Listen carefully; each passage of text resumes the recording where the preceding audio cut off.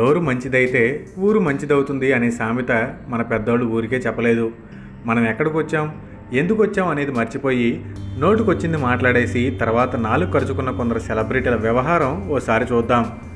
Balayya Savitri cinema audio ఫంక్షన్లో నేను హీరోయిన్ల వెనకాల పడితే మా ఫ్యాన్స్ ఒప్పుకోరు, అయితే ముద్దన్నా పెట్టాలి లేదా కడిపైనా చేసేయాలి అన్నాడు.